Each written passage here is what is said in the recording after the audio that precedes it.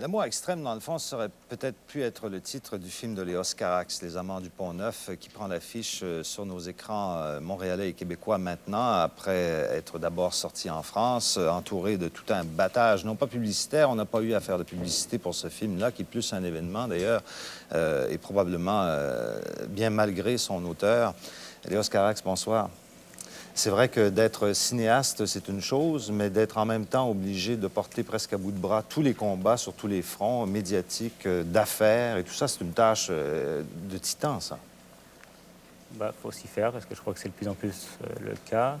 Puis j'étais pas seul puisque j'étais très soutenu par les acteurs, l'équipe et tout ça. Donc c'est un combat qu'on mène pas seul, même si on n'a pas envie de le mener du tout.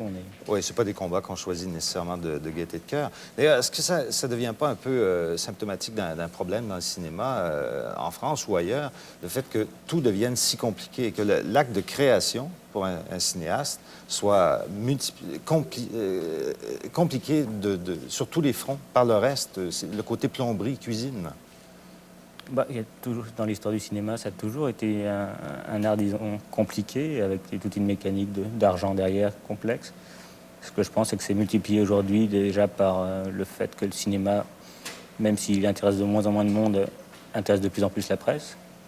C'est-à-dire qu'avant, on attendait les films au tournant, maintenant on les attendait le tournage. Il y a des choses qui se passent. La presse se documente sur les films, parle des films pendant qu'ils se tournent. Ce qui amène tout un... C'est-à-dire qu'on ne tourne plus dans son coin comme avant et on ne livre pas une chose finie. Maintenant, on est sous l'œil des caméras de la presse avant même d'avoir fini le film. Donc ça casse la magie, en fait, qui existait autrefois. Bah, disons que la presse se venge peut-être du cinéma comme ça, ou la presse ou la télévision, parce qu'elle doit être jalouse d'un mystère du cinéma, je pense. Mais pourquoi ces rapports-là, c'est difficile? Parce que le cinéma, finalement, il a nourri, bon, mis à part ceux qui sont nés avec la télévision, dans bien des cas, ça a été leur seul pain, mais le cinéma, c'est quand même le lieu privilégié d'une forme de rêve. Oui, je pense qu'il y a toujours une jalousie sur le cinéma qui était... je ne sais pas comment elle s'explique. Je pense que c'est effectivement de l'ordre du rêve. Je pense que c'est une chose que les gens ont aimé énormément au début du siècle, puis jusqu'à récemment, qu'aujourd'hui tout le monde s'aperçoit qu'il y a un désintérêt. C'est vrai qu'il y a des choses comme la télévision et tout ça qui compliquent. Mais ça, je ne sais pas l'expliquer. Cette histoire d'amour, parce que dans le fond, on aura beau prendre ce film Les Amants du Pont-Neuf sous tous les angles, c'est encore un peu ça, d'amour, et puis en même temps une espèce d'incompréhension. C'est pas possible. Notre société n'accepte pas leur présence, ni leur statut social. Ils sont obligés de vivre en reclus. Est-ce que c'est une allégorie ou si ça reste une simple histoire d'amour entre un garçon un peu bizarre, il faut bien le dire, puis une fille qui l'est pas moins? Non, je pense que moi j'avais envie de parler comme ça d'un amour jeune, et je pensais que donc partir d'une réalité qui était celle des clochards. Moi je ne suis pas clochard, donc, mais ça me semblait intéressant de parler de la misère, mais pas de la misère telle qu'on la voit ou de la misère sociologique, mais de la part de misère qui est en nous, c'est-à-dire même chez les gens les plus riches. Et à l'intérieur d'une grande ville riche, donc une grande ville arrogante comme Paris par exemple, qui est une ville où j'habite, que j'ai beaucoup aimé, et d'imaginer deux personnages tout jeunes qui squattent le plus vieux pont de Paris, qui s'appelle le Pont-Neuf, même si il s'appelle le Pont-Neuf, mais c'est le plus vieux, et avec l'idée qu'ils profitent de tout. C'est-à-dire ce que je pense qu'il faut faire, il faut squatter, profiter de tout. Quand on habite une ville comme ça arrogante et qu'on n'a pas les moyens puisqu'aujourd'hui les villes, je pense que c'est Paris, mais je pense aussi que c'est New York et beaucoup de grandes villes, on chasse vers l'extérieur les classes moyennes ou petites, et on garde finalement qui? On garde les gens riches et les plus pauvres, quoi. Et les plus pauvres qui n'ont pas d'autre choix que d'en faire leur théâtre, en tout cas pour un lieu pour leur rêve. Si vous voulez, on va regarder quelques instants de votre film, Léos Carax, quelques images.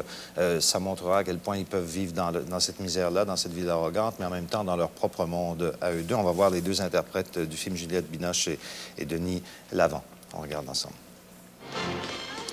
Voilà, dans un des moments vraiment exaltés, partout d'ailleurs, tout le rythme est là. Est-ce que ça tient de la fable ou de la réalité, le fait que vous ayez convaincu ou séduit vos acteurs dans l'idée de vivre en clochard pendant un bout de temps pour qu'ils prennent non seulement le costume, mais les attitudes et la tête? Non, je pense que c'était pas... Souvent, on imagine que le cinéma se passe entre un réalisateur qui demande ou qui exige des choses et puis des acteurs consentants plus ou moins. Là, c'était une exigence partagée, si vous voulez. C'était le désir pour eux aussi, à partir du moment où ils avaient envie de faire le film, de rendre justice aux personnages de la rue, aux gens qui habitent la rue. Alors évidemment, on savait que c'était pas un film réaliste, on ne pouvait pas atteindre, sinon j'aurais fait un film avec des vrais clochards, mais il s'agissait quand même de rendre justice et de s'approcher de quelque chose, d'une réalité. Et donc ils ont été, je pense, très généreux là-dedans. C'est vrai qu'on pouvait pas, c'était un film qui passait par des états de fatigue incroyables, il fallait des fois pas dormir pendant des semaines, vivre dans la rue ou des choses comme ça. Ils l'ont fait avec beaucoup de générosité. Oui, parce que 3 ans d'une vie comme celle-là, ça a été en tout et pour tout la durée des tournages. On n'en sort pas comme on y est entré, j'en suis convaincu.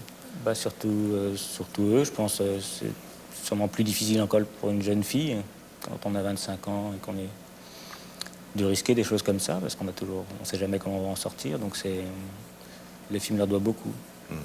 En tout cas, c'est une entreprise à haut risque, ça vous le saviez au départ, mais le résultat s'intitule, dans sa version finale et complétée, malgré les mésaventures nombreuses sur lesquelles on n'a pas épilogué ce soir, de Léos Carax, Les Amants du Pont-Neuf. Merci beaucoup. Merci à vous.